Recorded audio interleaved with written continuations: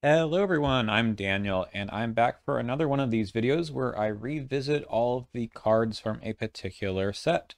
This time it's the Forgotten Age, and you know it's time for doing one of these videos because I'm wearing the same shirt that I wear in all the videos.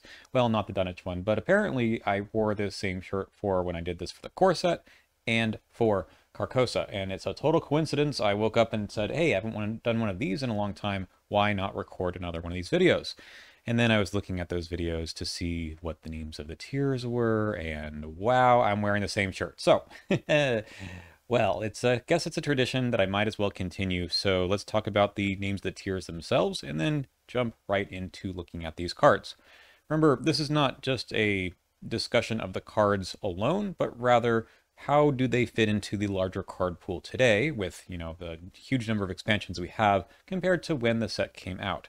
Now, I've said this all along that the more and more expansions we go throughout the series, the harder this is to do because the cards get, pretty good in a whole card pool, right? And they don't seem to change quite as much, but I think there are a few reasons to go over all the cards anyways. And yeah, we'll see how this goes card by card. So yes, the different tiers, still one of the best. This is just, the card was really great when it came out and it continues to still be a banger. There's not as many of these as I've thought so far, but I think the Forgotten Age has some pretty strong cards, so we'll talk about them. Still good. Again, they haven't really changed their power level too much. They were good when they came out. They're still useful, but maybe not in every single deck. But they still do what it says on the tin. Now, I'm most interested in the next two. These are the ones that have changed over time. Trending up, this is cards that were may have been bad, right? Or may have been good. I don't have subcategories for these. But regardless, now with more cards in the card pool, more investigators that might be able to take advantage of them, they're seeing a little bit more play.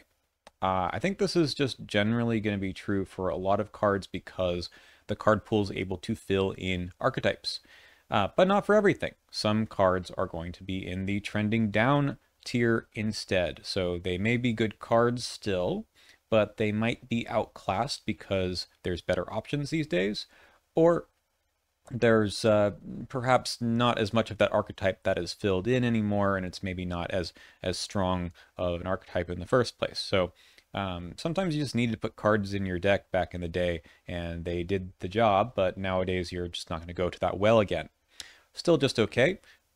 Fine cards. They're just, maybe haven't had any support over the years, and they still just are okay. And then, bad now. These cards have not seen any improvement, really.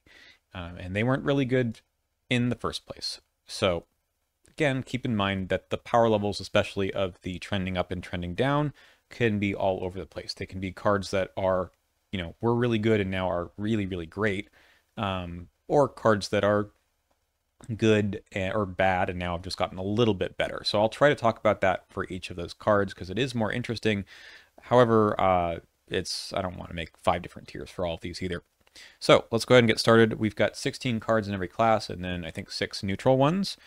Without further ado, we're going to start with Blood Eclipse. This is an event that doesn't see much play. It's kind of meant to be a Calvin card because it takes damage and then can bump up the other stat that Calvin likes to investigate with or use willpower with. So, no, sorry, it's the other way around. You use willpower for this one, which is weird because that's what is based on your horror on Calvin, and it boosts up your normal fighting and evading with taking damage. Vincent Lee is like kind of interested in the level 1 version. This is the level 3. I also won't be talking about the return to cards too much except for in passing, like, well, right now. Yeah, this card also sees some play in Parallel Agnes, so I guess that is making the card a little better than when it first came out. But it's hard for me to decide exactly where this goes. I mean, it was kind of a Calvin card, but who really needs this in decks, right? Like, I guess it's a good effect, but you can get the 4 damage in other ways in for lower XP costs. So I don't know. I I think it's still just an okay card. Like, the effect is fine, and it really just lives in a Parallel Agnes world. I'm not gonna put cards in this trending up or down if it's really just one investigator and one niche like that, especially a parallel investigator that, you know, it doesn't really matter too much because people don't really have access to that investigator as much. It's a print and play. I guess everyone has access to it, but they're not really playing with Parallel Agnes as much as you're playing with the cards that are in the boxes. This is a question of like if the set itself is worth paying for. I'm gonna put it in still just okay. Again, the card is fine, but for 3 XP and for the other stat that you're not usually using, it's pretty niche. Doesn't make it bad. Handcuffs. This is an asset. If it is attached to an enemy, then you can evade using your combat. And if you succeed and the enemy is non-elite, it can't ready and doom can't be placed on it. Still got sort of a niche card. I don't think in the greater card pool, although there's an upgraded version in Scarlet Keys, that it's gotten any better. Like this idea of handcuffing humanoids, especially that have doom on them. So the cultist is kind of a cool idea. But I'm not sure how much support it's ever going to get outside of, well, I mean, Circle Undone had a couple of reasons to carry around enemies. Things like Interrogate is kind of neat. But it feels like scenario tech rather than deck tech, if you know what I mean. Like you're going to put this into scenarios or campaigns that have a lot of cultists in them, but otherwise you don't need to do this. I guess with Trish, there's some sort of a silly thing you can do there. Trish is on your team, or you versatile this into Trish and somehow pass the test. I have a hard time evaluating this stuff in terms of the categories. I'm not a huge fan of this card, especially at level 0, because it does cost you a couple actions to put out there and then do the evade. I'm hesitant to put it anywhere just above still just an okay card. It's not bad, but I think there's better ways to do the evade if you're not trying to cheese having an enemy around all the time. And there's another card in this set that cares about that, but I don't think it's necessary for those decks in the first place. Like if you're playing Parallel Roland and you can drag an enemy around and get some bonuses for enemies that are at your location, I think there's other ways to do this that are probably better. So I'm still going to just leave it in okay. I might even say it's trending down, but let's leave it at just okay. Flamethrower. This has actually been tabooed for another XP, but it costs 5 XP, level 5 card. It takes up a bunch of slots, and you spend an ammo, and you have to choose the enemy that has the highest fight that's engaged with you, get +4, which is a whole lot, +4, and then you deal 4 damage among the enemies that are engaged with you. This is a crazy good card, right? 1 action, 4 damage, and you get 4 ammo on it. So this is dealing 16 damage if you are playing your cards right. You can also add things like contraband, extra ammunition, custom ammunition that we'll see in a few minutes. So there's lots of ways when this card originally came out to make this last longer than just the 4 shots. It's gotten better because there's even more ways to do that, but I wouldn't say like that much better. I think the effect was always very strong, and all the cards that came out before this helped it quite a bit. So Leo Anderson is kind of the poster child for the big gun archetype because he's got access to all this stuff. Swift Reload, I think, helps too. That came out later in Dream Eaters, I think. But I don't think it made it so much better that I want to put it in trending up. I'm going to put it in still one of the best. This is like the weapon you want to go for if you are really interested in dealing a lot of damage for not a huge cost. Like 4 resources is not bad for a big gun like this. We're going to see another big gun also, which I don't think is that good. Kerosene, 3 cost asset, 1 XP, 3 supplies. If an enemy was defeated at this location this round, a lot of hoops to jump through. Exhaust it, spend a supply, heal up to 2 horror from among investigators and ally assets at your location. I think the effect is pretty good. If you are playing Carolyn Fern, perhaps, you can use this as a pretty cheap way to heal a bunch of horror from allies. It doesn't take up a slot. That's nice. There's more ways to get items out these days. I think this card is not great, though, because the 3 resources is a big ask, and the exhaust effect here does make you jump through some hoops. So you need an extra action to do this. If you're the one who's defeating the enemies, if you're carrying this around and you're not defeating enemies because you're Carolyn, it's, I don't know, situational. Like, do you need the horror healing that bad? It's still a relatively cheap way to get the horror healing. Compare it to, say, well, Hollowed Mirror does this at level 0 for the accessory slot. You don't need to jump through the other hoops. You just play the card. And then so it's 6 horror, which is basically the same, but you don't need to draw the cards either. And in return to Dunwich Legacy, you got the Clarity of Mind asset, which I believe is 8 horror, but doesn't heal allies. So, I mean, honestly, I think this card is better than most people give it credit for. It's just probably not doing enough in Monster Fighter decks. So, it's not bad. I think it's still just okay. I think you in a limited card pool for sure, it's fine. Okay, let's put it in trending down. Like, I think this is probably a reasonable card. Oh man. Here's the thing. Carolyn didn't exist before this set. She came out in the next one. It is an okay choice. There's better that you can do with her. Maybe that's why we can put trending down. There's better ways to do this, but I don't think it's a bad card. There. End of story. Take the Initiative. This is still one of the best cards you can put in your deck because you can get 3 wild icons for basically no cost, especially if it's during the Mythos phase. Hold it back for the Mythos phase. And if you need to take an action on your first action of your turn, just go first in the round, and it's also +3. There's no reason not to run this, I think. Intrepid, however, I have found no reason to run this. It's a weird card. You have to pass a willpower test with just 1 icon. So who's that interested in that? But it's not that. It's that the effect here of getting +1 to each of your skills, not willpower, for the rest of the round is weird. Like, what kind of value can you get out of that?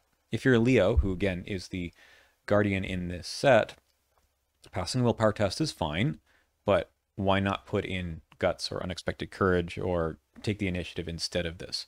You're probably not running so many skills that this ever makes the cut. And you don't need the other 3. You need like one of those most of the time. So until there's a guardian that wants to use all of these stats all the time, it's bad. And even so, I've heard some funny things like versatile this into Dexter and then use it as an asset to discard for his ability. That's really clever. It's still like, don't you have something better to do? Okay, there's 2 events in this set that are very similar to me because they are 1 cost and fast. And the big question is like, does this make the cut also? Trusted is one of those cards that I feel like should be played more, but you need a really good reason to play it. And it's fast +1 health +1 sanity onto allies.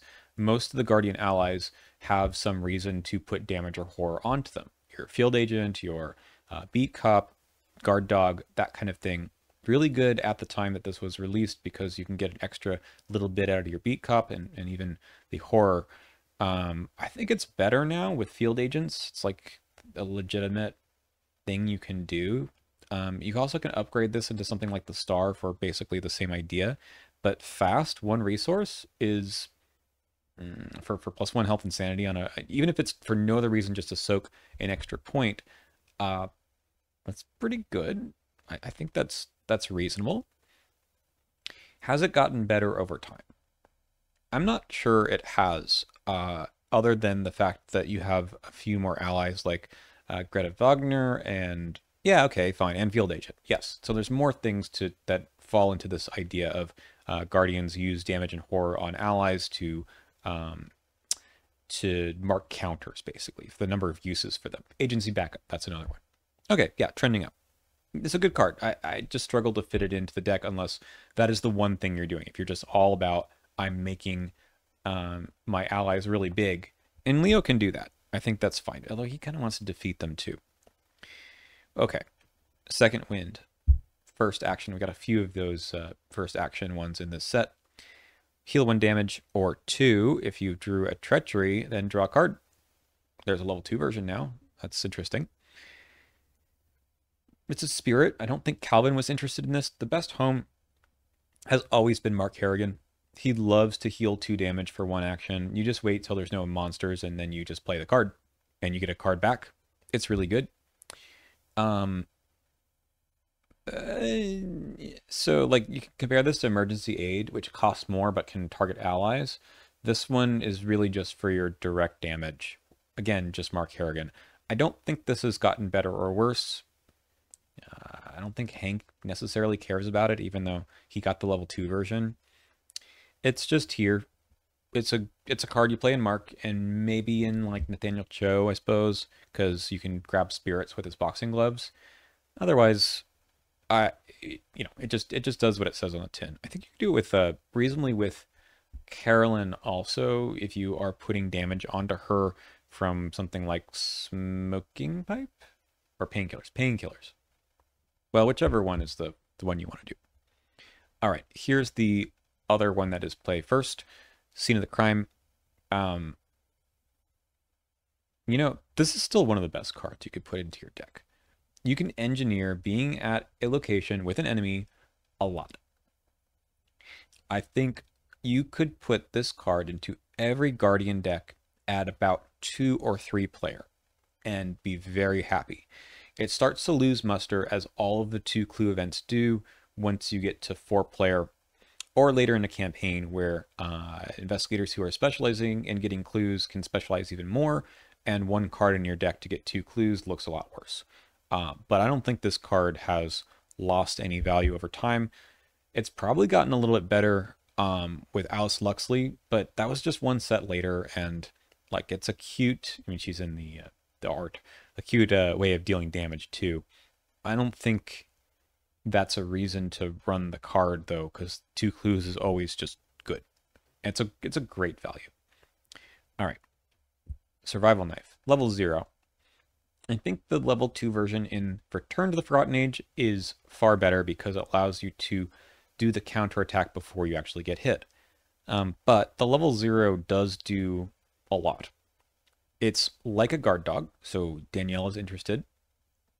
It's nice for doing that extra point of damage without having to use ammo. And that reaction is also kind of just like an extra action, right? Because you're using it during the enemy phase. Instead of having an action where you're dealing damage, you can just walk into a location for your last action and then get hit, deal damage back afterwards. If you have a guard dog, even better. The only problem with the reaction compared to the level 2 version, well, one, it's the preemptive part in the level 2 version, but also in the level 2 version, it doesn't matter what kind of damage you're getting from an enemy. The level 0 version says has to be damage, not horror. So that prevents some enemies from proccing this. It's still good. We're gonna put this in just still good. I don't think it has any other synergies that, well, I mean, it's gotten better with more of the Thorns archetype, right? But I think that was always there. So not enough for me to put it into trending up. The level 2 version, I would say, yes. Venturer, interesting ally. So it's non-unique. Leo is interested. And then the 3 supplies here to reload your gun, your flamethrower even, is nice. The 4 cost is a lot. So this guy looks a lot worse when your ally slots are far more contested. So Leo, sure. Tommy, maybe. There's a fun build with skids that you can do, but it was already available in this set. I don't know if this is better or worse than the cleaning kit that came out, level 0 cleaning kit that came out in Hemlock Vale. It's a very similar effect. It's basically 3 extra ammo. This one requires an exhaust, but it comes with some health and sanity and takes up an ally slot versus an accessory slot. It's okay. We're going to put it into just okay. I think the effect is fine. Worth playing in some decks, but gets outclassed, I think, when you put more XP into the deck, but I don't think it's trending down over time. Okay, reliable. This card has gotten better. I think it's gotten better also because the community is starting to come around on the card. It looks really boring. 1 cost, fast, play only during your turn, attach an item asset, you get +1 to each of your skills while resolving a triggered ability on that card. It just looks like, oh, it's +1 to my machete, to my survival knife. That's actually pretty good. It's like having a beat cop in play, or the tarot Ace of Swords.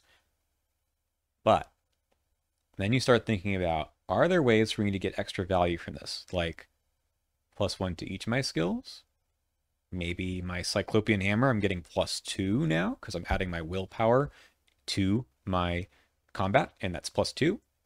Not that the card needs any help, but that starts to look pretty cool. And you can stack these. So we're looking at lockpicks at the time that this card came out for, not for Leo, but for Skids. So instead of adding your 4 to your 3 for doing an investigation with lockpicks, you're adding instead, well, you're still adding them together, but you're adding a, what is it? You're adding 5 to 4, so you're going at 9, which is pretty nice. That's kind of a cool idea, but it exhausts. And do you really want to spend some card slots on something that you only use once per round? Butterfly Swords, that's pretty neat. I stacked 2 of these on a Butterfly Swords deck with Skids once, and with other things in play like Dirty Fighting, some of those fights were at like 14, which is a little absurd. I think this is a really good card. It's just sometimes you need to get around the idea that it's taking up a slot in your deck that doesn't seem to do much. And it's true, like Ace of Swords is going to do a little bit more for other kinds of tests, right? Because it's +1, that's a blanket effect.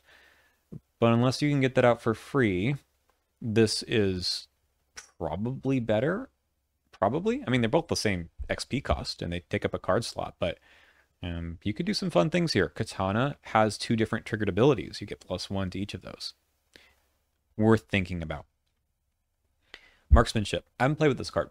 I think the card reads good as long as you read it as like this is a 2 cost vicious blow. When you activate the fight ability on a firearm or ranged asset, ignore the aloof and retaliate keywords for the attack when you attack and you can also attack an enemy at a connecting location. That's really good. It feels like a campaign tech where you know that you need to hit an aloof enemy that has 2 or more health. Yeah. That's better. Now, this is, again, I had that same comment earlier. I think this is better now because, A, we've got some better weapons maybe, but there's more campaigns where aloof enemies or killing enemies at connecting locations is a big part of the scenario difficulty. This just eliminates like the 2 actions or so. Pretty good. I think it's worth playing or trying out, especially in this overall idea of a big gun deck. Now, what I wish was that this was an ability you could just attach to a gun and leave it there. Well prepared. Exhaust this asset, choose an asset that you control, a different one, and you get +X skill value for this skill test, where X is the number of matching skill icons on that asset. So if you are choosing, say, Flamethrower with top of the screen there, you get for a willpower test, you just get +1 because of the wild. But if it's a combat test, it's +3.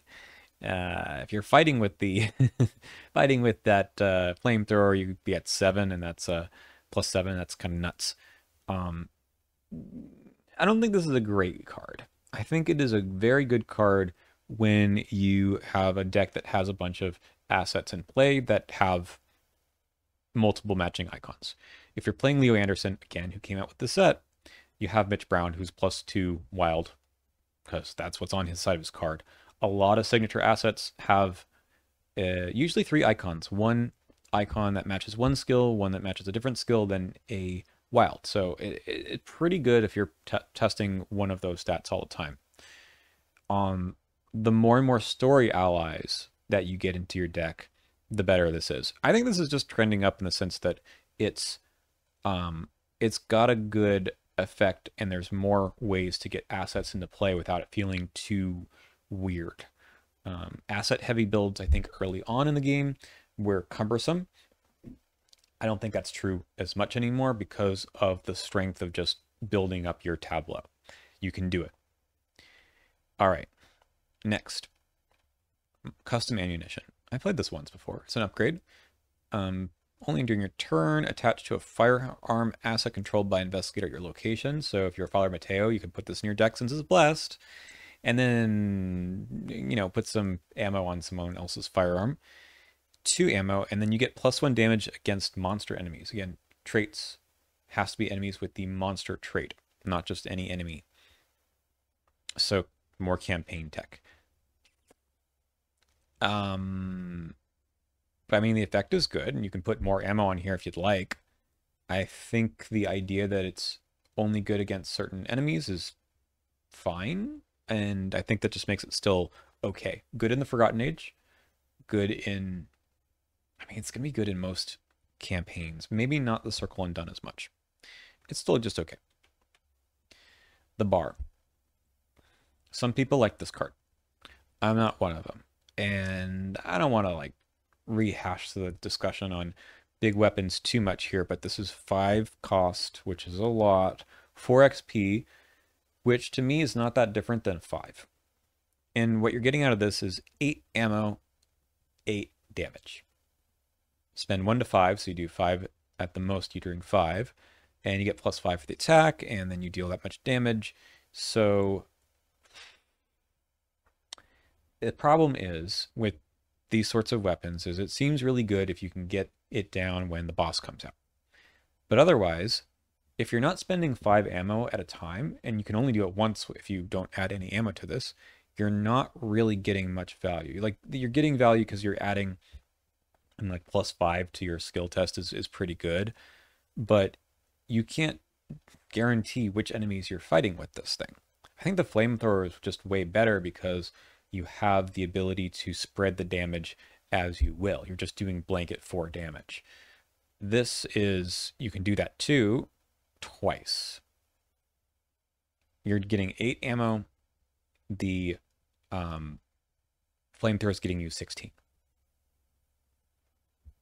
I mean, that's just all I have to say about it, right? All right. I don't think it's a bad weapon. I just don't see any reason to play it. I mean, like, the Intrepid is like legitimately bad. So it has the same synergy with Swift Reload and the rest. It's just not as good because each ammo isn't doing as much for you. Okay. We move on to Mystic. This is the Father Mateo set, so you expect a lot of things with token sealing and token manipulation. Premonition is a fun card. It is still a pretty darn good card. I think it's going to be trending up because there's a lot more investigators who can play around with wanting to pick out particular tokens. I think this doesn't work that well in a Blessed Curse deck, but just in general, the idea of token manipulation has gotten better, and reacting to a particular token drawn has gotten better too. Whether that's, or I mean, obviously Jim wanted this, but for the curse archetype itself, so Blessed Curse in general, I don't think it's necessary, but for the curse archetype itself, where you want to draw a particular token to do something, use this card before you take the action. And then you see, oh, there's a curse coming out, now I can take this action. I think it's neat with the katana. I've done that before. I think it's just trending up. It's good with Patrice because it's a fast card that you just, there's no reason not to use it. So the more that the space in your deck doesn't matter, the better this card is, of course. Next, Seal the 7th sign. Seal the auto fail token. You get 7 charges here. If it has no charges or really removes play, then remove it from the game. And you remove the charges if you draw one of those other kinds of tokens. sealing the auto fail is a really neat effect for this game because you kind of feel like you're safe for a little while, but the cost in your deck is 5 XP, 4 resources. It is a spell. You can tutor this out and discount it, but you're taking up an arcane slot and you're basically just saying to the team, let's go. Let's take all the important tests right now. I think that's a pretty decent effect, and refilling things is gotten better as well. That said, I don't know that this is ever really worth it because you shouldn't be afraid of the autofail. I think that you're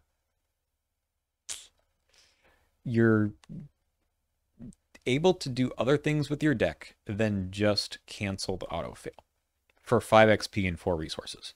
I love Eucatastrophe because it protects you against the autofail, but it's reactive. This, you of course will never know if you are going to draw the autofail during the subsequent. How many tests do you think this sits around for, right?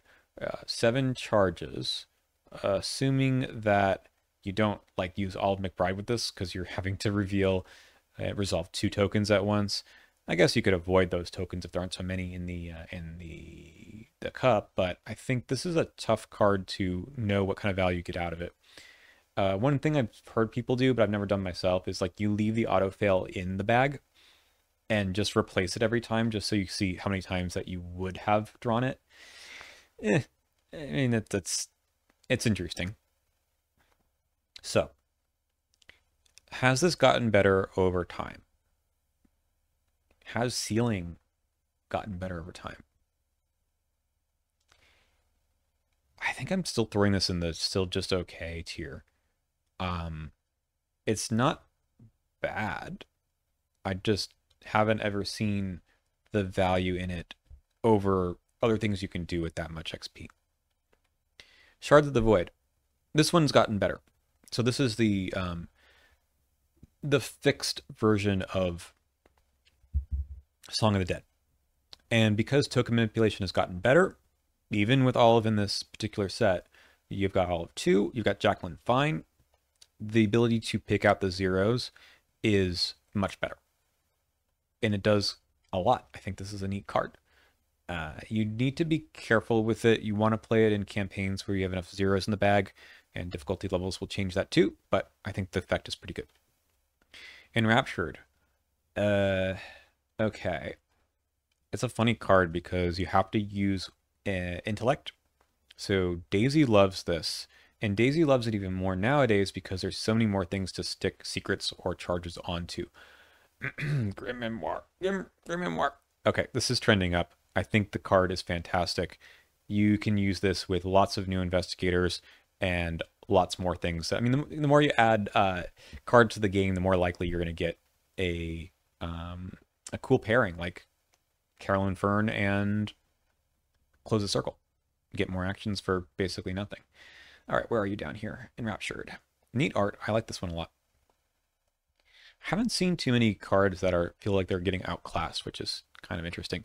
Dark Prophecy. This is again like perhaps a few of these that had the eye towards perhaps the Circle Undone coming out with maybe Carolyn Fern. This one looks like a Diana card because of how easily you can cancel things. It's just like excellent. But the whole token manipulation thing has been fleshed out even more too. So the ability to draw a skull to get your Sixth Sense going is really nice. That's trending up for sure. Arcane Research, still one of the best cards. I mean, it's I don't want to say it's trending up because there's more spells. I think this card was just already huge. There were so many good spells that you could do and use this for at the point of the Forgotten Age. Yeah, it's gotten better, but you already wanted this. And the horrors become easier to manage too, but it's already at ceiling. The card is so good. Olive. Okay. I've always liked Olive. Level 0 is fine. Level 2 is way better. Again, with Sixth Sense in particular, she is trending up. What about since then? I feel like this is heavily like they designed Circle Undone with the Forgotten Age, so that was kind of always there. Has anything happened since then to try to make Olive better? Sure, like the Bless and Curse archetype, the Curse in particular, to fish out the tokens. Token fishing is legit. Okay, let's just make things simple. Put it into trending up. I feel bad about Kerosene now. Okay, Mists of Relia, there's a level 4 version as well. Level 0 does have a bunch of charges, which is nice. You can evade using your willpower, and you didn't have a spell that did that until now on an asset. You just had events, so that's nice. I think this card is just still good. We have better choices. We don't have better choices. We have other choices. So Blur and what's the other one? Ineffable Truth exist that do a very similar thing. I think they are also good. They're just different. This one is fine. It's cheap. That's the biggest thing it has going for it. From a perspective of number of charges to the cost of the asset, it is very cheap. Chthonian Stone. So here, this time you seal the Skull, Cultist, Tablet, or Elder thing, which if you're doing the whole Sixth Sense thing, you don't want to do. And if you reveal an auto-fail symbol, then you return to your hand. So having not been a player on hard difficulty for too long, this card didn't really speak to me. It's unique, so you can only have one. If there's like one really bad token in there, like an Elder thing that just places Doom on locations in the Forgotten Age, it's yeah, I mean, it's a nice way to keep that from happening, I guess. But the value of it to me is still hard to get, right? I mean, you are more likely to reveal the autofail when those symbols are gone. So is it really that good? Again, if those symbols are worse than an autofail, then yes. Where do I want to put this? Still okay? Is it better? No, I don't think so. It might just still be okay. I think it's expensive for a hand slot. Protective Incantation, group limit 2 of these in play. You could seal anything, so not just those tokens we talked about, but like a -5. If you want to spend money, you can keep this around forever. Who wants to do that? Who wants to just seal tokens forever? So there's an idea, right? The seal archetype for Father Mateo, that he wants to dig for the Elder Sign, and even taking things like the symbol tokens and the -5, -4, whatever, out of the bag makes it easier for you to fish for the Elder Sign. Makes sense. I think the Arcane slot is a tough ask, and maybe that is not so bad anymore because we have better ways of getting extra Arcane slots. Let's say an Occult Reliquary, that's the card, which can let you put a blessed thing, which this is, into one of those slots. Neat. Is it good? I don't know. Would it be wrong to put it in trending up? I think there's more support for this idea. I just don't know if it's any good. We're going to start putting these at the front now, so you can see them. Okay. We move on to Defiance level 2. Ignore the effects of all of the nasty tokens, except for, of course, autofail. It doesn't actually cancel the token itself, but it does let you ignore whatever's printed on the scenario reference card. So if you do draw this during a shriveling, I believe you still take the horror because it doesn't count as canceling the token altogether.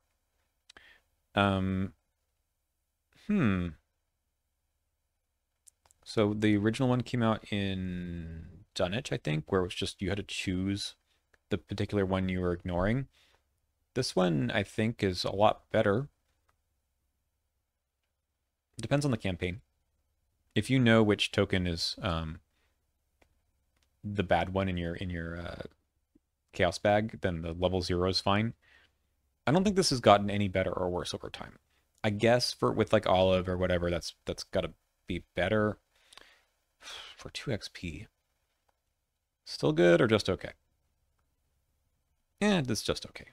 +1, I don't think is good enough on a skill for 2 XP. even if it's potentially like plus more than that, because if you draw one of those tokens, yeah. Okay, this entire box has a set of cards that kind of gives you +2, or maybe more, to any particular skill test. We saw this with Well Prepared already, which I think is a great card. This one, Recall the Future, is weird because it's reactive. So you call the token first. Then if you draw that token, you get +2. It's a pain to play with. I think those kinds of effects, though, of just getting random +2s is nice, is very strong. So how should we talk about this one? Because it's also in this token manipulation context. Probably better. This fits into a curse deck really nicely, doesn't it? I think so. Counterspell. Play when one of those tokens are revealed. Cancel it. Cancel the whole thing. Don't reveal another one. It's a spell that's blessed 2 XP, 2 cost. Diana is interested, I think. It's sort of like Eldritch Inspiration, but well, I mean, I don't know if it's better. Costs 2 resources, but just canceling something is pretty neat. Does this one have the taboo where it's any symbol? I don't think so, right? Any non-autofail? Let me just check this out real quick. It might be. This might be one of the ones. I don't play with this card too often. Yeah, it's non-autofail symbol. So you cancel Curse or a Frost token. Well, that's kind of nice.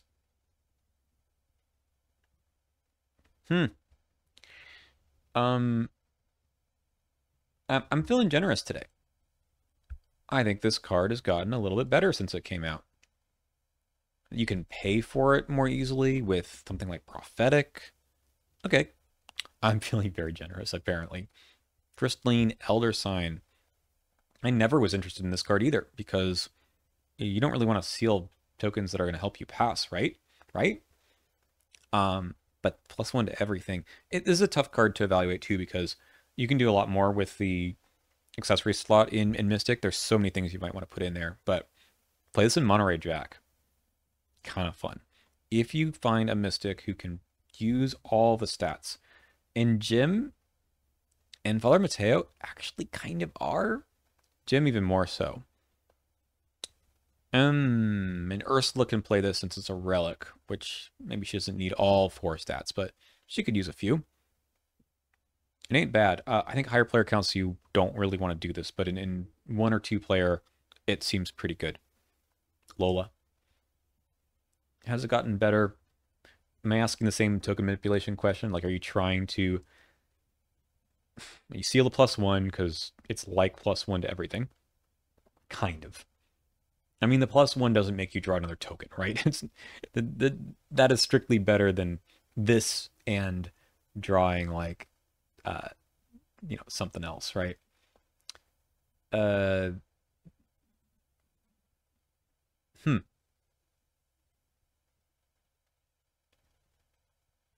think it's still just okay. 3 XP and the accessory slot is a big ask for Mystics. Once we get Mystics that have a better usage of all their stats, I think it gets better. We have Amina, but it just hasn't happened for Mystics yet. Upgraded Mist, this one has 5 charges and gives you +2 for the evasion. You still just discard 1 card if you draw one of those nasty tokens, so not too different. I don't think this is any different than the level 0 version. It's good. Sacrifice. This is good because it plays with Doom cards, and we didn't have as much of that before as we do now. I don't think the card is actually that great, because there's better ways of getting resources, but if you can use this in conjunction with like empty spells or assets with Doom on it, then it's much better. Otherwise, you might as well just play Emergency Cash or something that draws you 3 cards or something. You're using it for the card draw. That's basically what it's there for, but there's more Investigators and more Doom play where this is a good component. So Thumbs up on the card. Yeah. This can be your way of getting rid of your Arcane Initiate for sure. Time-Worn Brand. Okay. This is the first one where I'm pretty confident that this is a trending down. All right. When this card came out, a lot of people looked at it and said, this card is really strong because it's an unconditional +2 combat, +1 damage. A really important effect for your fighter in the game. Now, if you're playing a Guardian and you have, say, Machete in your deck, you get +1 when you're engaged with an enemy. You get the +1 damage to one enemy. And at level 0, that's like fine, right? You can deal with that. Usually you can manage your way around the extra damage part being less conditional than you expect, but not always. This one doesn't ask anything of you. You just slap it down, 1 hand slot, no ammo, but the 5 resources and the 5 experience is huge. Guardians had not much that you could do when this came out that was better. Survivors definitely didn't have anything. And if you're a fighter like, I don't know, Silas, this is kind of all you had. Nowadays, you can put a fire extinguisher down, level 3. The Guardians have the level 4 Blessed Blade, which is way better than this. Card is still good. You can throw this into anyone. But nowadays, I think the only investigator who is really interested in this is someone who doesn't get other weapons. So we're looking at Amanda Sharp. Card is the effect is good. Its cost, though, is appropriate for a neutral card, which before felt like a tax on the fighters because they didn't have any other weapons really to play with that were quite like this. All right. Hemispheric Map. It's not a good card.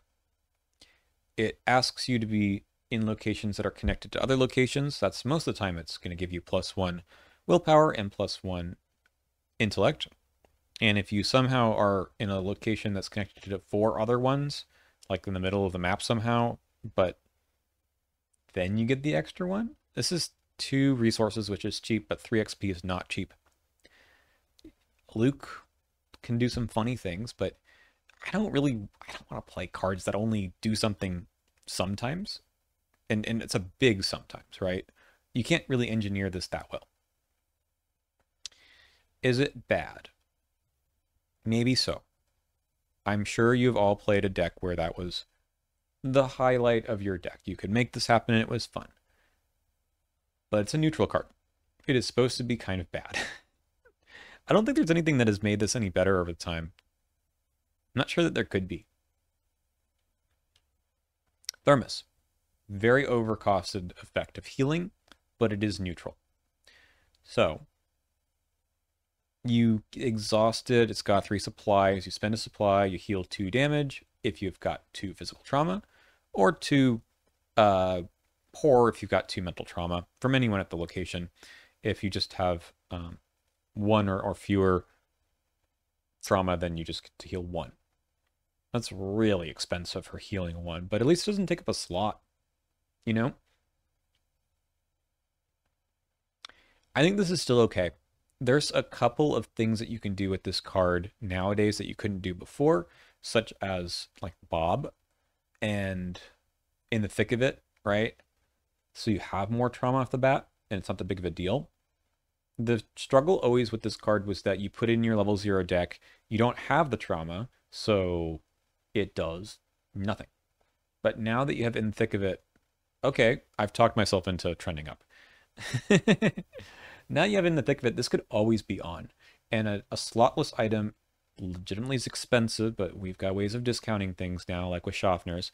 You can get some mileage out of it. I don't think healing is that bad. I think this is a pretty good effect if you can get 3 uses of healing 2. It just stinks if you don't have the trauma. Well, I mean, I guess I convinced myself. Backpack level 0. This is only trending down because of backpack level 2. That's not totally true. There are more search effects in this game. Now that we have things like Friends in Low Places, Lucky Cigarette Case 3, there's... Okay, so search top 6 for 3 cards could be very good if you've got a high density of items or supplies. If you're playing this card, taking up the body slot, probably not as big of a deal. You're going to find those things. At least a couple. It's not bad. For 2 resources, it's decent. I just think that this is not the end all and be all of search effects anymore. With more cards in Seeker, in Rogue, especially for searching out and tutoring cards, it starts to look a lot worse. The level 2 version still is fantastic. So we'll leave it trending down. Trenchcoat. 3 cost, +1 during evasion attempts. I love how Roland is on the text here. Roland doesn't want this. This is also outclassed because we suddenly have more effects that give you 2 health soak. Leather jacket, heavy furs, protective gear. There's other things you can put in your body slot. This is not that good. +1 during evasion, we have more evasion investigators. We've got Kaimani. But even so, the 3 cost is probably a bit much.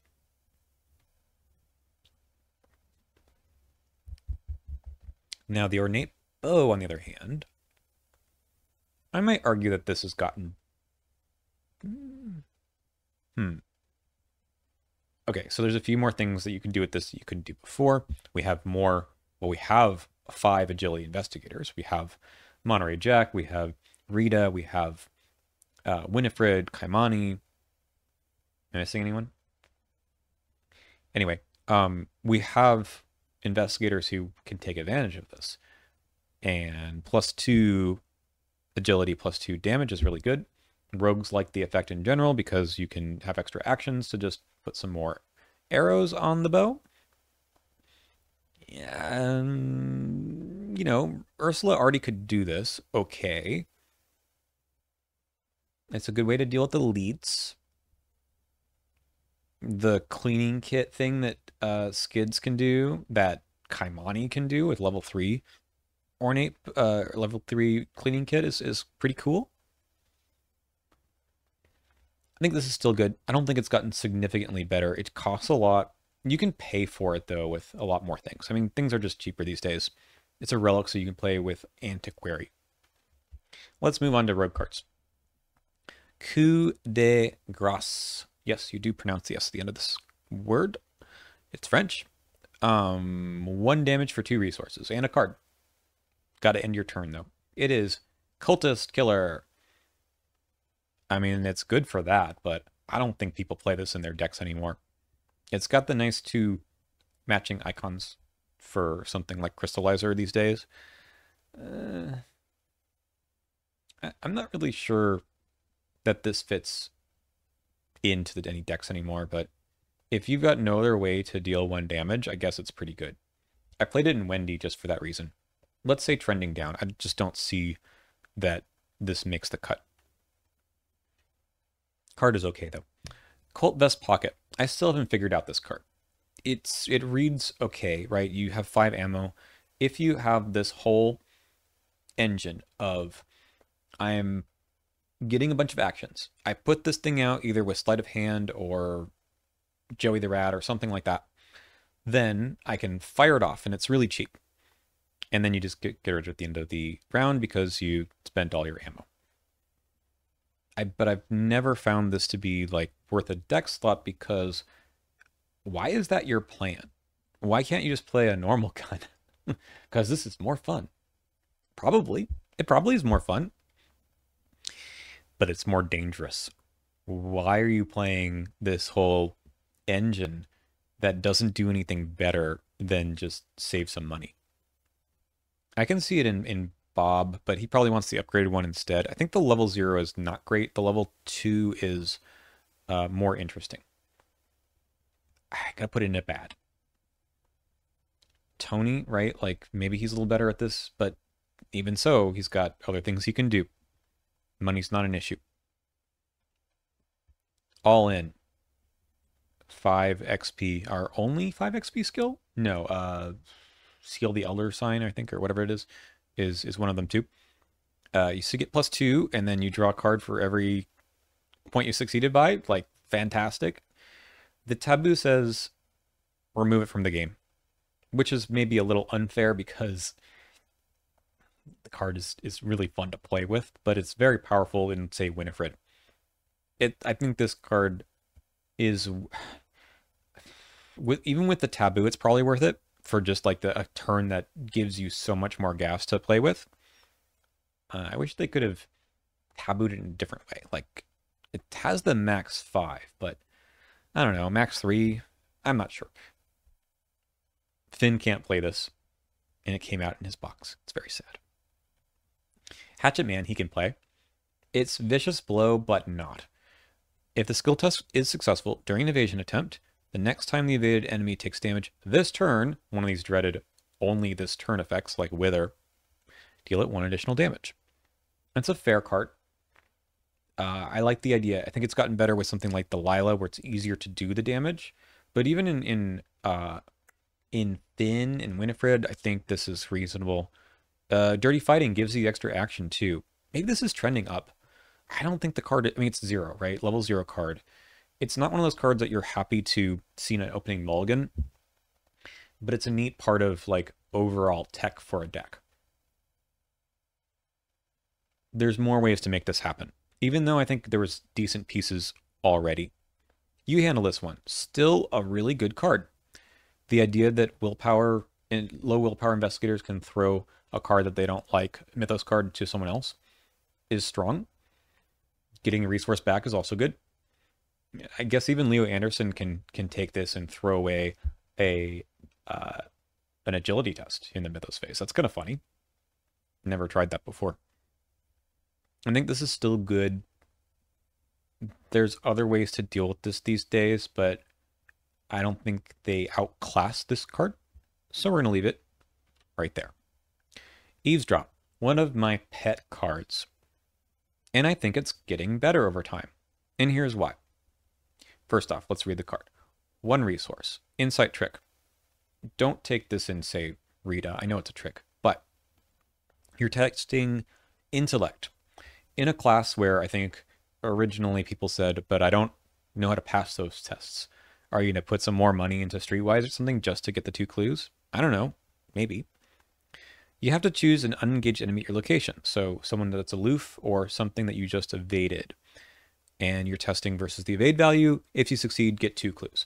I mean, I love these events that just say discover clues, so you don't have to investigate. So you bypass a locked door, you bypass an obscuring fog, you bypass you cannot investigate this location or haunted or whatever. Card is getting around that effect at 2-player or at less. I think that it makes a lot of sense to play a card like Eavesdrop.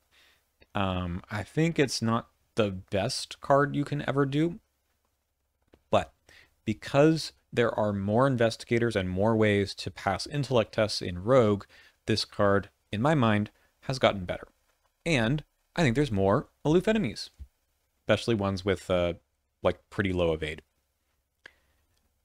It's still awkward, and I know that people draw cards like this and they say, how do I make this work? But the potential swing in the board state that you can get by spending 1 resource for 2 clues cannot be underestimated. Scene of the Crime is one of the best cards out there just because it doesn't ask for a test, and the hoop that you have to jump through is simply first action, enemies already there, which Guardian does a lot of already.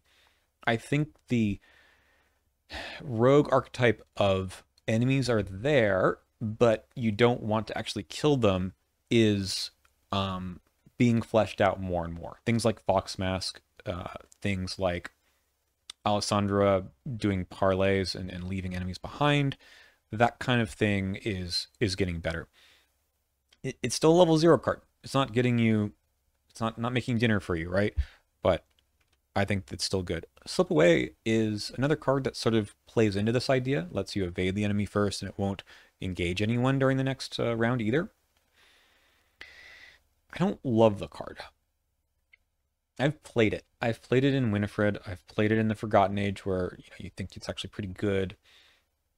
A lot of rogues have high intellect and agility. Finn, coming out in this box, is one of them. But I've never really felt like it was worth the 2 resources and card when you could just evade without spending anything. The extra round is nice. I'm low on the card. I'm also low on disguise for the same reason of most of the time I just get out of there. I get it. It gives you an extra round to leave, to stay ahead of hunters. Yes, totally agree with the effect. But the card in my deck, I don't know. I'm more likely to just find a way to eliminate the enemy from the board, or, I don't know, just stay ahead.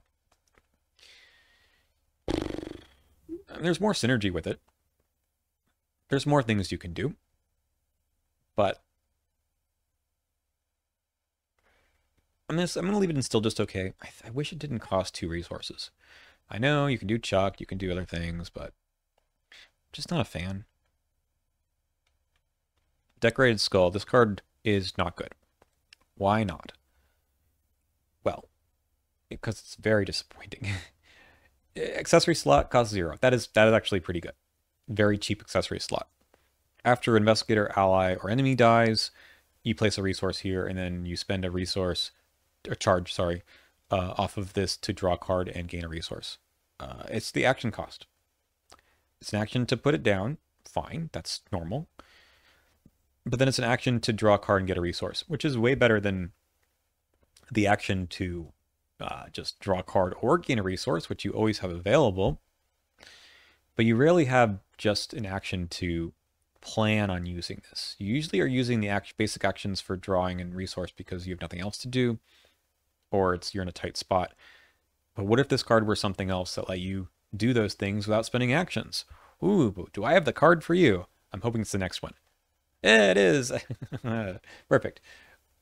Lucky Cigarette Case. Lucky Cigarette Case 3 is one of the best cards in the game. Maybe the best card in the game. The level 0 version is still good. Is it one of the best? It's better than Decorated Skull, so I got to go back to that conversation. So the problem with Decorated Skull is that it requires you to take an extra action that you probably don't have. The level 3 version I think is quite good, but for the level 0, it's just taken up space. The level 0 of Lucky Cigarette Case asks for 2 resources and an action, and then you succeed by 2 every so often. Probably once a round, but even if you miss out on a few rounds, that's okay.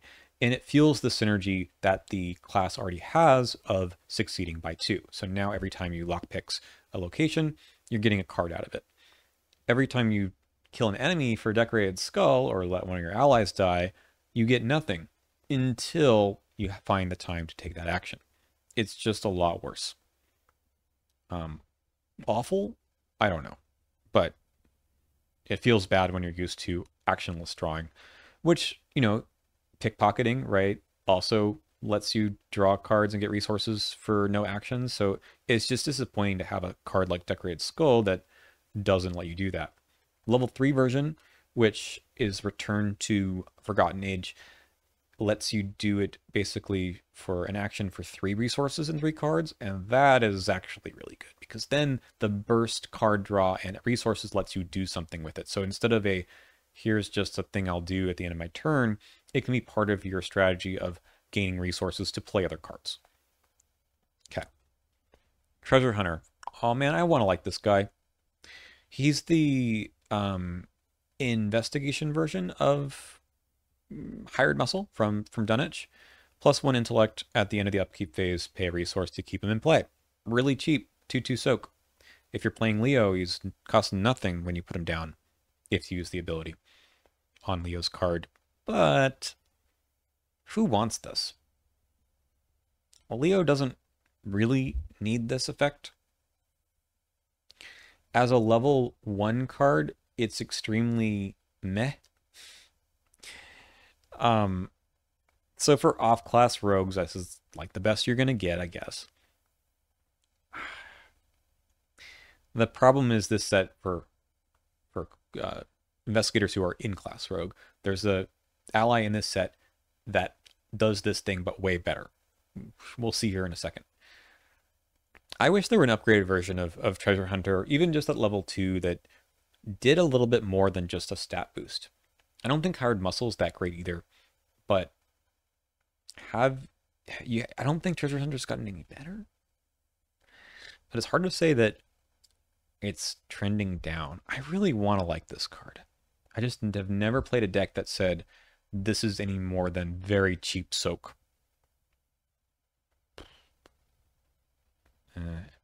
I mean, if anything, it's trending down because we have other cheap allies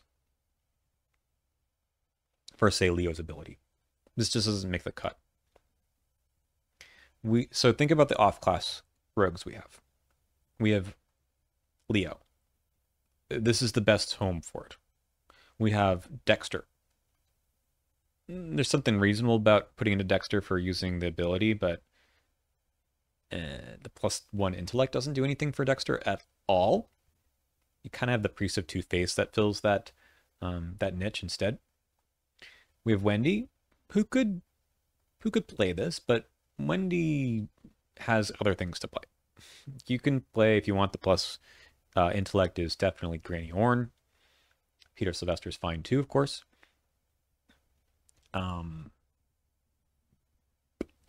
That's it, right? We're missing the Seeker Rogue, who might want this effect. But why? Like, just play Dr. Milan, right? I don't know. I don't know if this is like still okay or just bad or whatever, but I don't think it's a bad card. It's just slightly doesn't have the deck for it anymore, and it probably was like a Jenny Leo at this point in the card pool. Fence has gotten better. I know people are down on Fence because it's expensive. 3 resources and action to put it down, but the illicit decks are strong now. You put this in your Underworld market, and if it comes out early, it's fantastic. Lots of value there. Play 1, maybe play 2, but probably play 1. High Roller. I've come around on this card. Again, this is in the cycle of the cards that give you +2. This is for your rogues that are playing big money, not the hoarding one, probably the spending one. It doesn't play nicely with Well Connected. You kind of want Well Connected or this, probably not both. Because Well Connected would lose its skill value once you start spending your resources. It has some fun interactions with, say, Stylish Coat. I think a lot of investigators can play this and be pretty happy if they're holding on to a bunch of resources, but not like as much for the 10 to 15 plus. Just having once per turn a +2 on tap to fuel even the other, succeed by whatever effects is great. You might pass with a 0 and succeed by X. You might just pass, you might draw a 0 and succeed by a bunch. You might pass by 0, and then you said that this actually helps you pass the test in the first place. So very nice. I think this is still good. I think I've just slept on the card because the value was not always evident to me. I think it's gotten a little bit better, but I think that idea of a +2 has always been good. Skeleton Key. For experience, because it's exceptional. Attach it to your location, sets the shroud to 1. Can't say I play this card much. In 3 or 4 player, I suppose it's better. I don't think you need the effect that much. You can do some funny things like, map the area and shed a light. That gets it down to 0. Set the attached location shroud. You can't do something like flashlight with it, but you can reduce the difficulty with something like map the area. I think this is trending down. I just don't think other than like Preston maybe, I don't think this does enough. The action to pick it up and move it around kind of sucks. And there's some campaign tech for it, like Scarlet Keys. But I'm not impressed by the ability for the XP cost. At least at 2-player. At 3 or 4, you can do some exposed busted stuff, but you can do better. Or you can not just that you can do better, you can do more interesting things that actually make sense with the card pool. Okay, Borrowed Time. Another exceptional card, place 1 resource on it, and then you get actions back for every resource that's on it the next turn that you play. That's neat. For 6 XP, it's a lot. I haven't really found a good use of this. You can start banking a bunch of actions if you have haste as well, but now you're taking up your arcane slots for something. You're just gearing up for some big turn later. It's fine. I don't think the card is bad. It's just not one that I don't think you need it, right? The action, okay. So in Arkham, to me, the action economy is really important. But it's not so important that you put a lot of XP into it. This doesn't get you any extra actions. What it does is moves actions from one turn to the next, which is nice. This is like, I mean, level 0 Borrowed Time, I suppose, is basically this card. But for 6 XP, maybe you've got nothing else to spend it on, I guess. It's okay. Lola. She gives you an extra action every turn to just discover a clue, as long as you have money, which is something you want to do anyway. Why not? One of the best. It is boring as sin to just play a Dr. Milan Lola deck, but you can do it, and you just win. She's just quietly, or maybe not so quietly, making a lot of things easier. I told you how cool it is to have a way of discovering clues without investigating. She just has it on tap. Payday. Nice. Again, more actions you have, the more resources you get. There's more ways to get this. Illicit synergy, but not so much that I think it's, great or anything. Let's just put it still good. It's an economy card, right? You don't want to, it's 1 XP though. You don't want to fall in the trap of like, oh, I'll put this in my deck to get 4 resources instead of 3. It's a little better than Emergency Cast, I suppose. I think you can use this reliably if you're getting 5.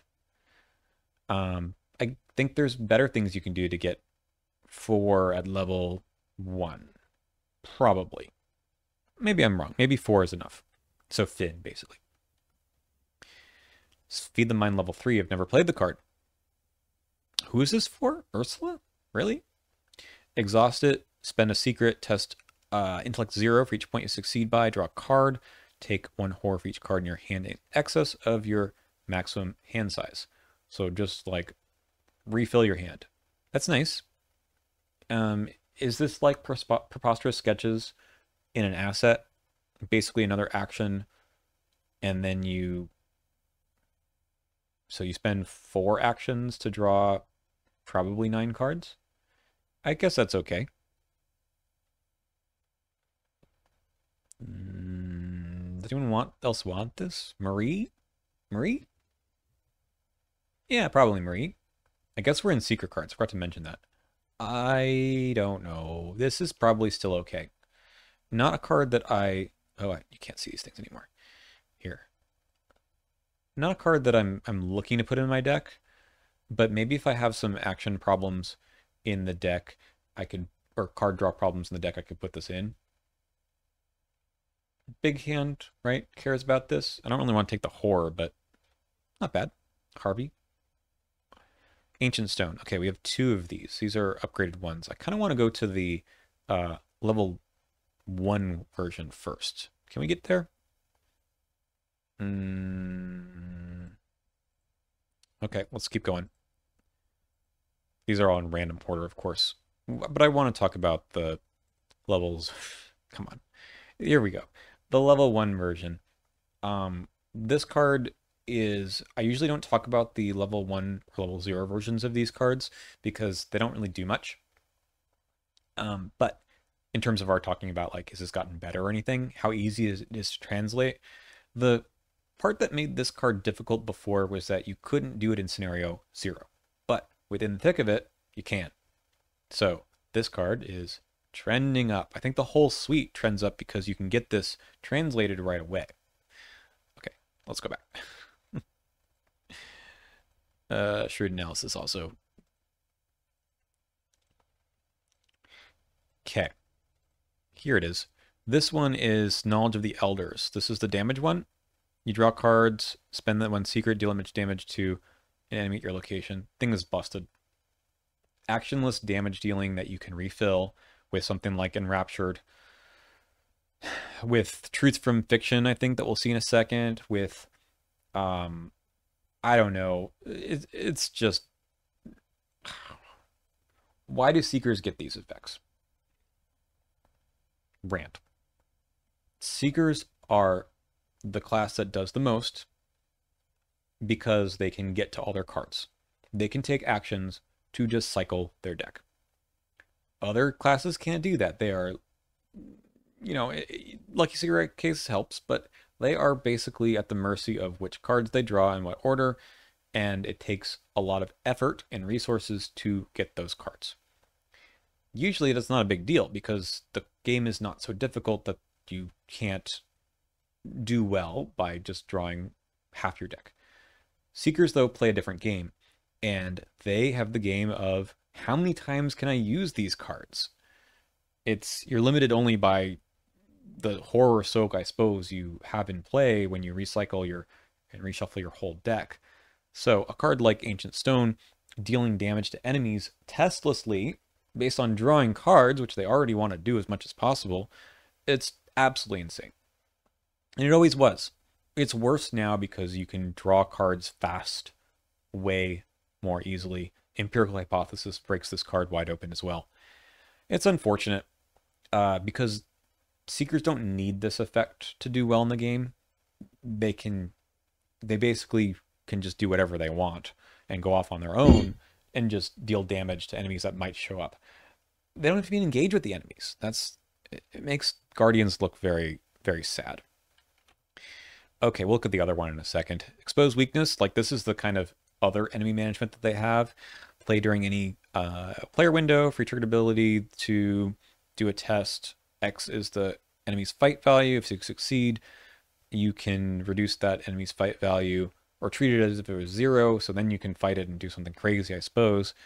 But what is the crazy thing that you're doing as a Seeker? Nothing. You're helping out some other investigator instead. That sounds cool, but for 3 XP, that's all you get when you could spend 4 XP and get your Ancient Stone that just deals damage yourself for doing no effort.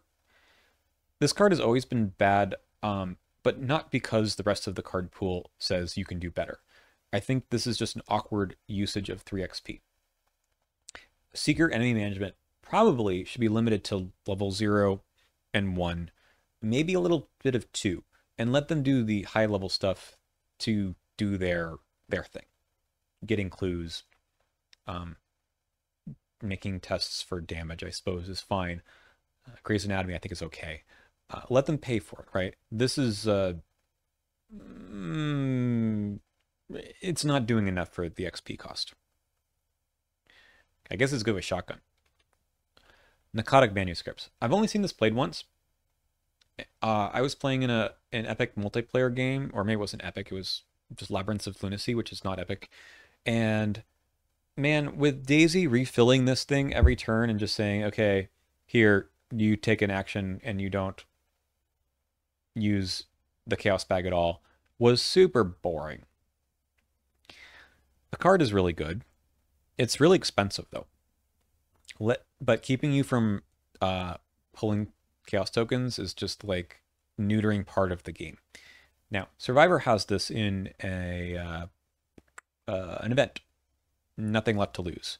And in that context, I think it's kind of neat because it's like, okay, I've gotten to the point in which I'm going to just like take a whole turn where everything I do just happens. Seekers, you can do it every turn. You can find the book, you play the book, and now the rest of the game, you don't have to take any tests that have consequences, negative consequences of pulling from the bag. That stinks. If it had that limit of 3 secrets and that's it, and you had to be very careful about when you're using it, that seems a lot more interesting. I know it takes up an action if you're doing the during the investigator phase. If you're doing it during the mythos phase, you can just do it whenever you want. But I wish there was a little more play to it. Like, I don't think Seeker's game should simply be, I'm going to ignore the uses limiting factor on cards by just refilling things all the time. But that's how I see Grim Memoir played. That's how I see Ancient Stone played. That's how I've seen this card played, even though people don't play it that often. I think the card is still good. I don't know if it's just one of the best because it's so expensive and you can do better things yourself. I think it's still good. But I wish that Seekers didn't have that part of what their way to get around the game is, because it's just not interesting, right? You're ignoring the cost that the card apparently has by cycling through your deck and playing other cards for fast or whatever else. So, True Understanding, I like this card. It is, to me, deduction copy number 3 or 4, especially for investigators who are like Silas, who might use this for some other kind of test, like an agility test. Neat play around there. You're like, how can I get some value out of this?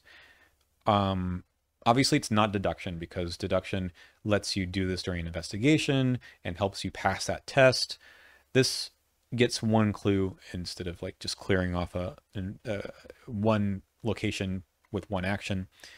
But it's sort of similar. I think the card is, is it trending up? No, I think it was always good. Unearth the Ancients. Always bad. Always bad. I'm so sorry. Not getting a clue and just putting assets into play, I guess it's one asset, is terrible. There's no reason to play this card. Just play the asset. What are you going to do? You play that Narcotic Manuscripts we just saw for 1 resource instead of 5? And you draw a card from it because it's a relic?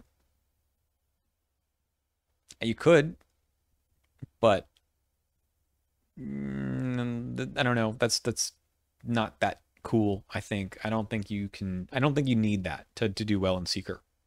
Now, the level 2 version, where you get the clue on top of it and it costs 0 and you put 2 things down, now we've got a little bit more positive tempo there. But unless you're specifically using this to put in an expensive, I mean, you have to pay. You still have to pay the.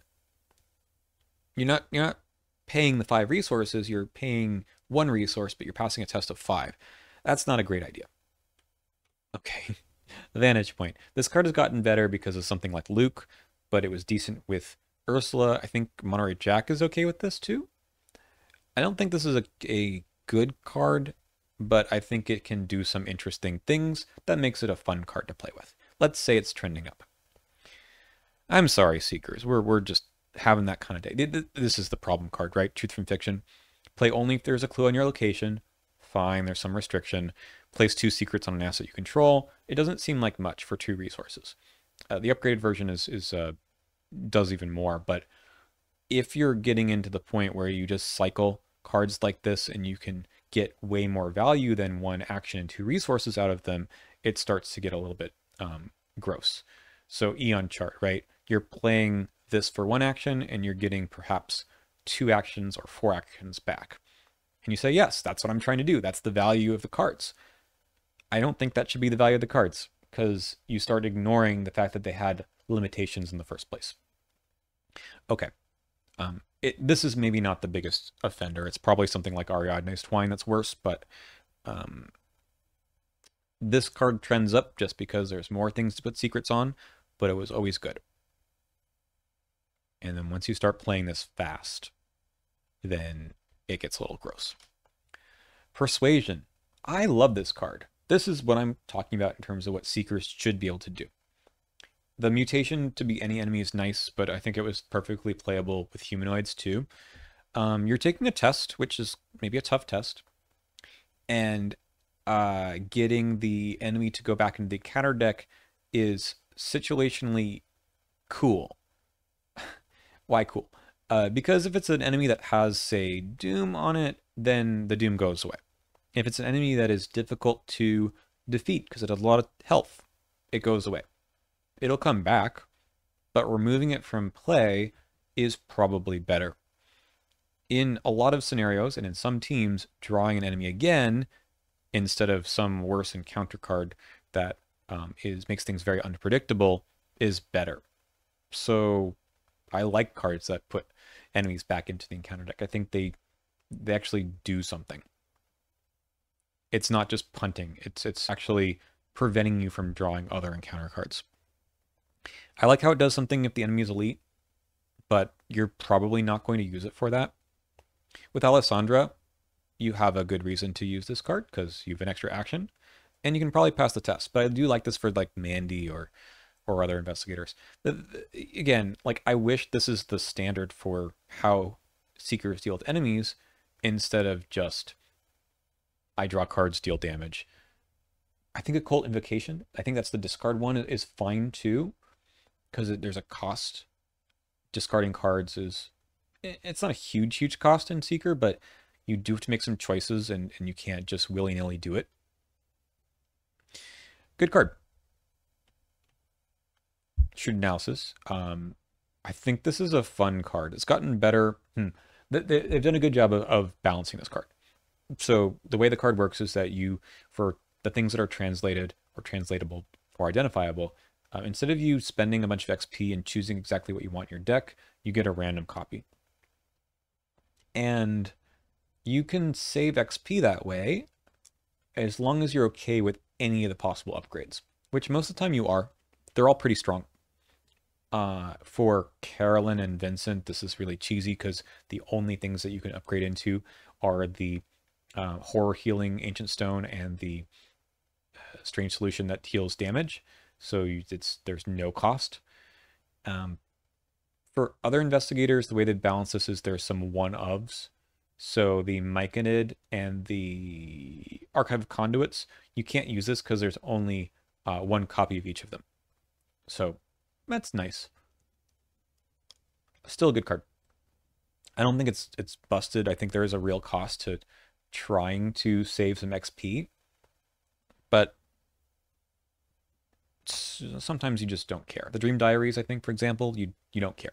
Take any of them. Do the Vet Fleet. Reasonable card, expensive.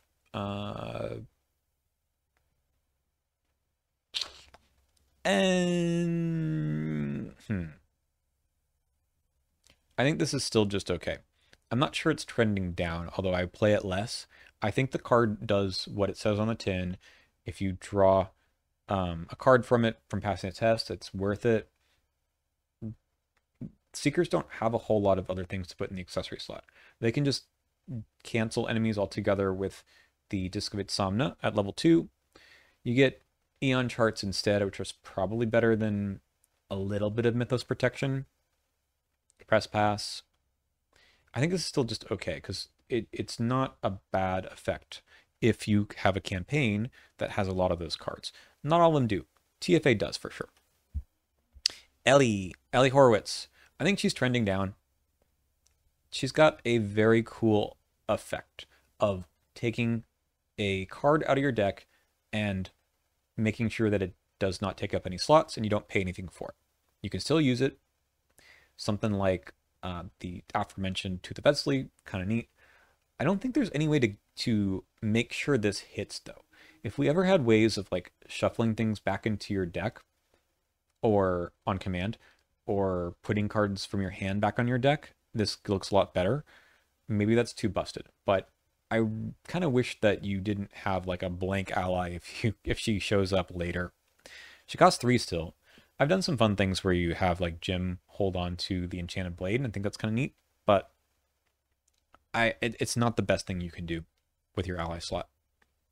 Here's the unidentified or untranslated ancient stone. Quick study. This has gone better because now we have a clue drop archetype. This is the one of the set that lets you get +3.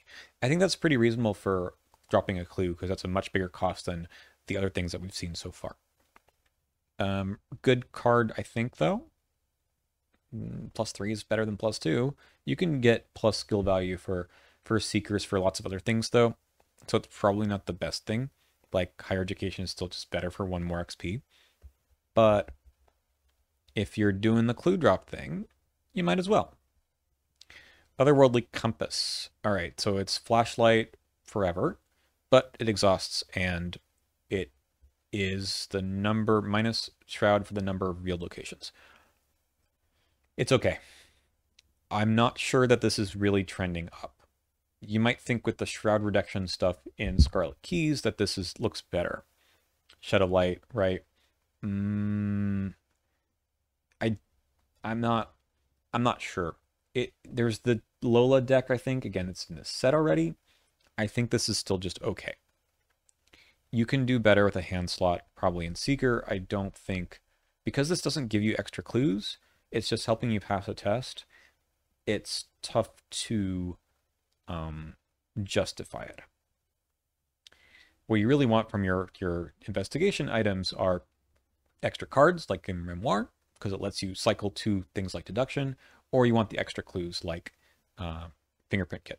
And both of those cards, by the way, give you a +1 or 2 or whatever to investigate. So is this giving you enough extra value, even though it doesn't have any uses? I already went over that Seekers don't really care about uses anymore, right?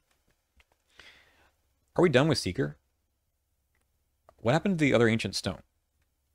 It should be here, unless I don't have it.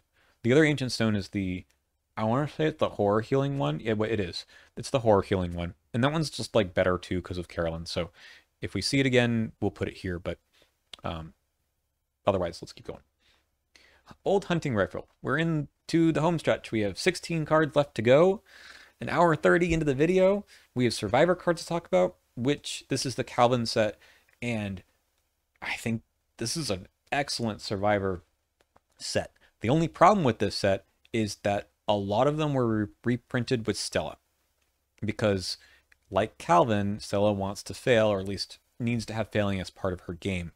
So it's hard to evaluate the whole, like, is this set worth buying if you have an interest in Survivor? Because really, if you've interest in Survivor, you should buy the Stella Clark deck instead. Well, first, and then you're gonna get some reprints. Interestingly, this also has a lot of good Patrice cards. This isn't one of them. Old hunting rifle. I kind of like the idea of this card. 3 cost, 3 XP, so really cheap, and you get 3 ammo to do 9 damage, basically. Rate-wise, it's really good. 9 damage for a card. Let's think about that. 16 for 5 XP on the flamethrower. That's obviously better. The bar gave you 8 damage. This gives you 9. Okay, what's the catch? You still get +3 and +2 damage for the attack, so +3 is really good. If you draw a skull or auto fail, you jam. Okay, so this is baseball bat, but with uses. You can at least clear the jam by taking another action, but that's pretty annoying. You need a way to not draw the auto fail, I guess. Eucatastrophe, which was in the core set, but not in the time of this coming out, but you could weigh that how you will. Token manipulation? Is this for Patrice to have Olive McBride in play and avoid drawing skulls? That's a janky deck, isn't it? Actually, kind of like that idea. I kind of like it. Yeah, who wants this at this point? Will York can make some use of this. It's cheap, man. It is cheap. Wendy doesn't really want it, although you can have fun trying to make it work. Who's next? Ashcan Pete? Probably not. Yorick, and then Calvin. This is a reasonable Calvin card, actually, because he can pass the test pretty easily, and it's cheap. I don't think he uses his hand slots for much else. He needs a weapon, probably. Okay. Firearm support. York can have some Guardian firearm support. That's okay. There isn't any firearm support in just the Survivor class, is there? And there is in Rogue, but again, Wendy is not super interested. I feel like this card should be a lot better. Rita can do this, right? Rita can do it with Swift Reload. That's a trick. I'm trying to make this card happen. I saw Pax play it in our TFA run that's on the channel, and he kept failing with Hank, but he just drew poorly. It's okay. I think it reads better than it actually is. Because missing by drawing a skull, or autofail for that matter, puts you back a lot. I feel like there must be some kind of token manipulation deck there that makes it work. Oh boy, winging it. This is such a good card. Okay, it was always pretty good. So I need to figure out where this goes. Let's think about this. This card goes into so many decks because you can make use of that -1 difficulty for just the extra clue when it's in your discard pile a lot. So Wendy loved it. Ashcan Pete can probably make it work. Finn can do it. It's not impossible. But honestly, anyone can play this card. Survivors can get away with whatever to make discard pile stuff work. Patrice, this is one of maybe her signature cards, I'd say. Has it gotten better? Like, I don't think it's really a Calvin card. I mean, it could be, but not really. Has it gotten better? Just because of Patrice? Maybe. More discard stuff? Honestly, not really. The premier discard card is in this set. Let's leave it in still good.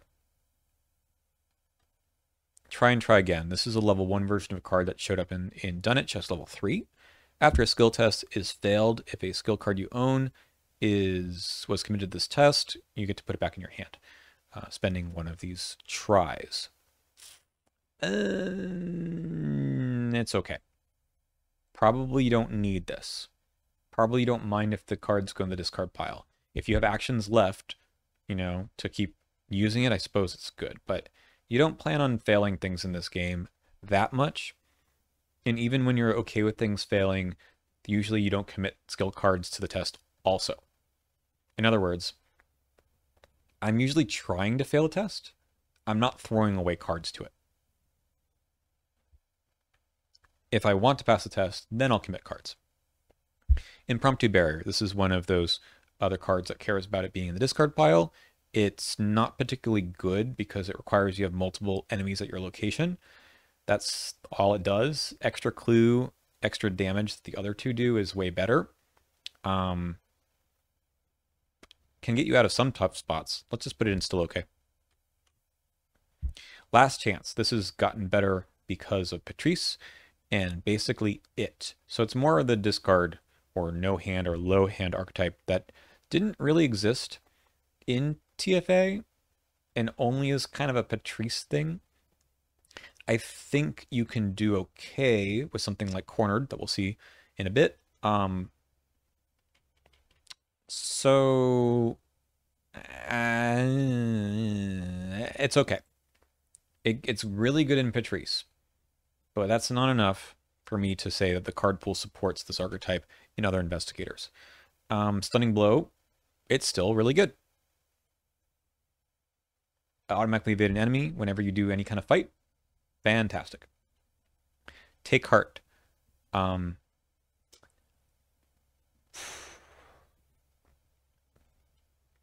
This is still one of the best cards.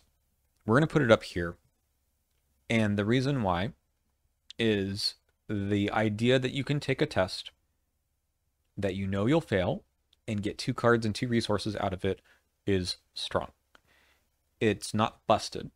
The card has gotten better over time. The more you have investigators who have low stats that they can just throw this card away on, it gets outclassed, I think, throughout your campaign because you can do something better, or maybe you are not failing so many tests anymore. And trending up, and to some extent because of Stella. But she also came with the card, so not sure how to reevaluate these, as I mentioned earlier in the video. I think you still think about putting this card in your deck no matter which survivor you are, because you can probably take advantage of it.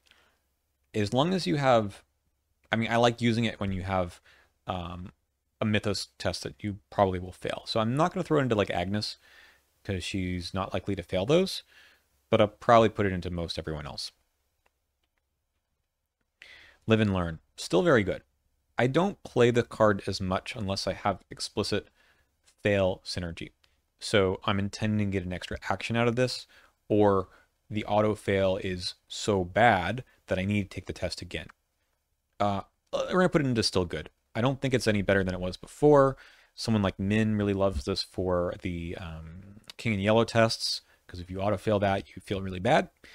But yeah, Improvised Weapon is a fine card.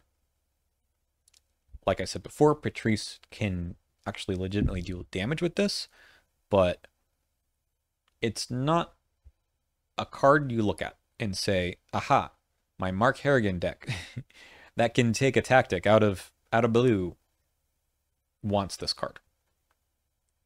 It doesn't do enough.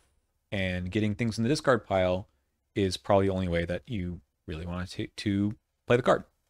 So it's okay. It'll do a lot of work though. It'll do a lot of work in your deck. It's just that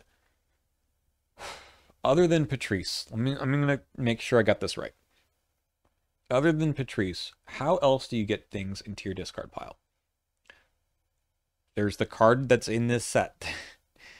But there was Ashcan Pete, and there was Ashcan Pete, there was Wendy, and then what have we had since then? Rita is not interested. She's got better things to fill her deck with. Then we had, who's the survivor in Patrice? Who's the survivor? Silas? He doesn't want events, really. Edge of the Earth had Bob.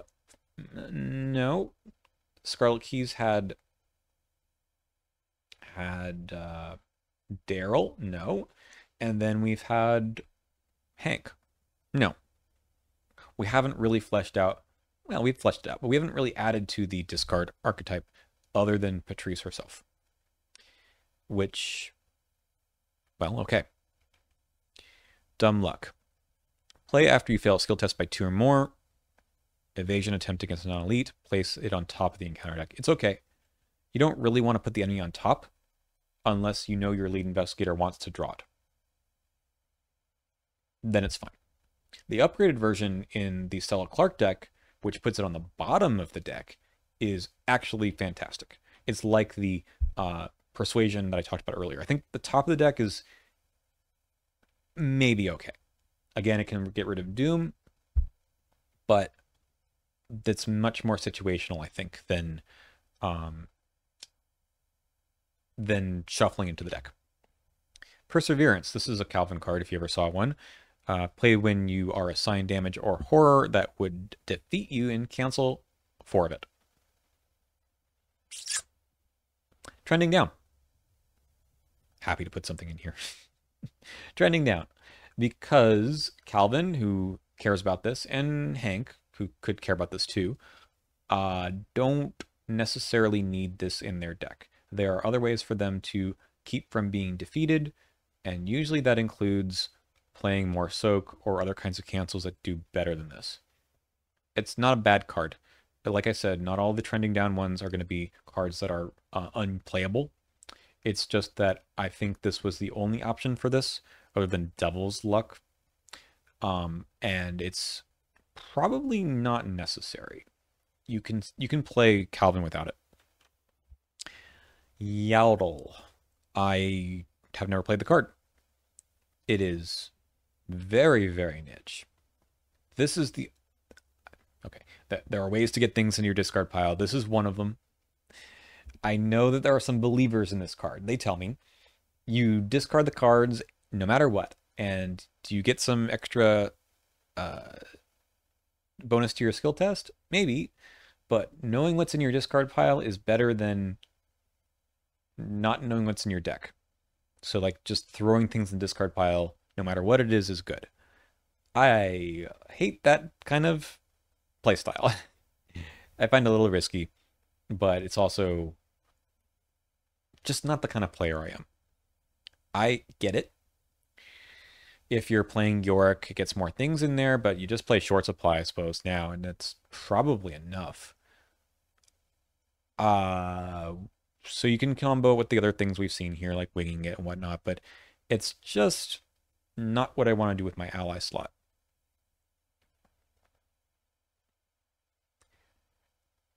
If you want to math this out and take a chance on the card doing something, great. Personally, I would like to play something that does something consistently. There you go. Am I going to say it's bad? Will I get yelled at for saying this is a bad card? I've just never played the deck. There's the Duke deck that wants to get things in the discard pile with like the desperate skills. I think that's kind of... How many times do you do that and it actually does something? I don't mean like that you hit. I mean that you have 4, I don't know, you've Reckless Assault in your discard pile, you get +4 to your fight, and you're like, cool, for one test I get +4. Then what? Give me Peter, give me Jessica Hyde, give me literally anything else. Okay, I'll be nice. We're going to put it in still just okay. I don't think there's enough here to manipulate the order of your discard pile to make this do more than we're seeing here. It's level 1, I mean. Against all odds. Here's your token manipulation for your old hunting rifle, right? So there's a theme in Survivor about taking tests where your base skill value is very low. Calvin is obviously that investigator, but in Preston, in Wendy maybe, you can do something here, and in Patrice, there's a reason to play this card. So, it's expensive. And I don't know if the effect, a one-time token manipulation effect for 2 XP is worth it. So it's like, it's okay. Like I said, you can do this in Patrice and Preston and be like reasonably assured of passing a test. Fast. I don't know if you do this over Premonition and Patrice. Because she's still 2s. So you need to pick a test that's like 4? Or higher. I love this card in Circle Undone. I don't know. I think this is still just an okay card. It's not bad, but it's okay. Cornered.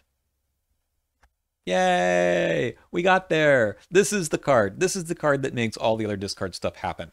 Because you can choose to discard a card from your hand, which can do some other stuff too, but you accidentally draw the winging it. You rather have it in the discard pile instead of playing it for 1 resource and 1 clue, and you get +2 for whatever that test is. It doesn't exhaust. It doesn't exhaust. It is limit once per test, but you could play 2 of them. I know it's like the super boring thing for Patrice to do, and it's very strong, but I think if you want this discard thing to happen in other investigators, this card just does it. You're turning every card into your hand, into a unexpected courage at the least. The more we get, I'm putting in trending up, the more we get cards that care about them being in your discard pile, like Moonstone, like the Improvised Shield, the more that this card sees play, and not just in Patrice.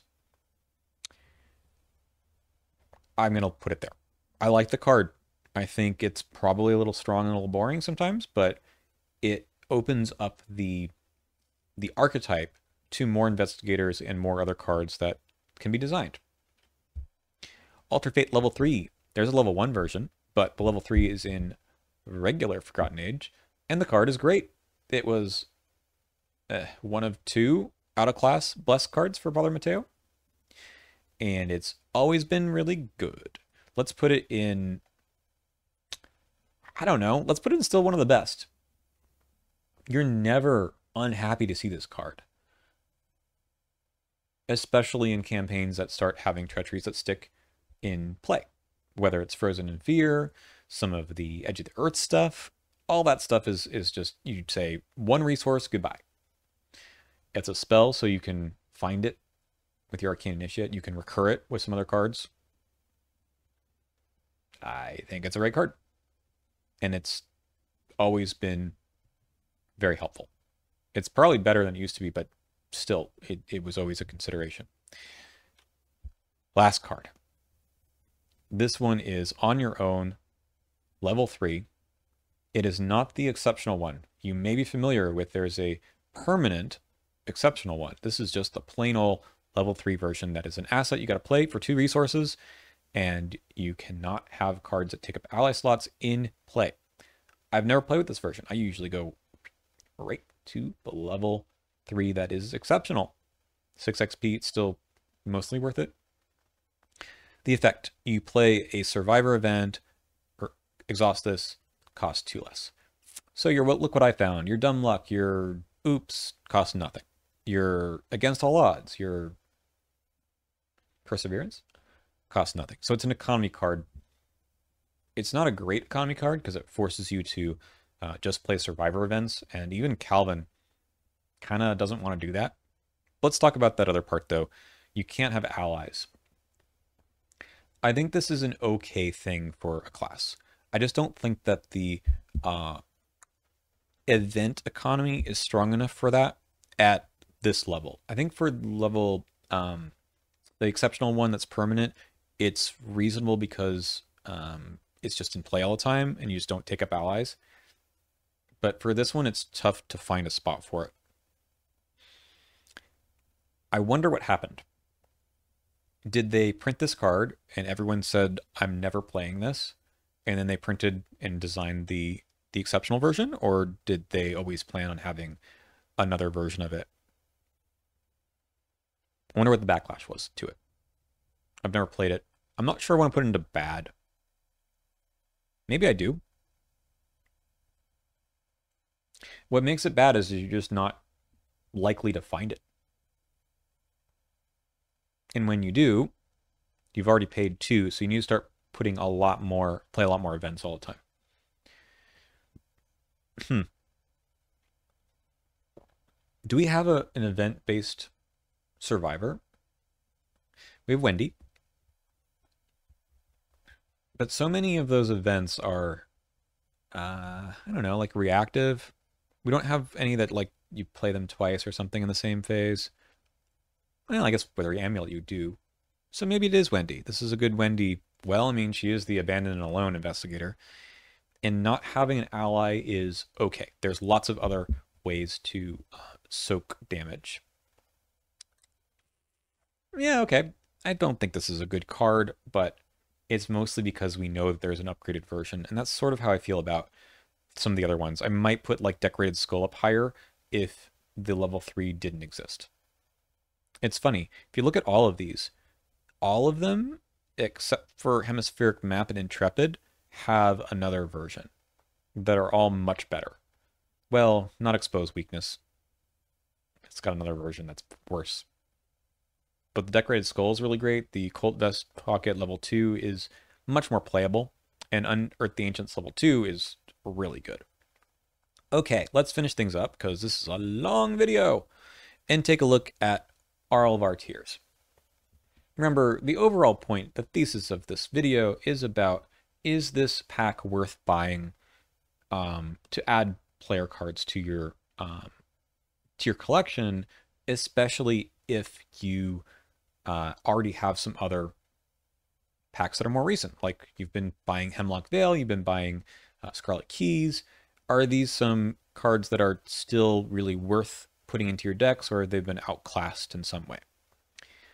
I have a lot of cards here, I'm surprised, that are in the trending up. I know I had the mini rant about Seekers, but I think a lot of these cards have more of a place than they used to, especially with the rogue class. In fact, if we look at all of them, we've got a lot of good rogue cards here. I like Fence. I like Eavesdrop. We got Lucky Cigarette Case, Payday, High Roller.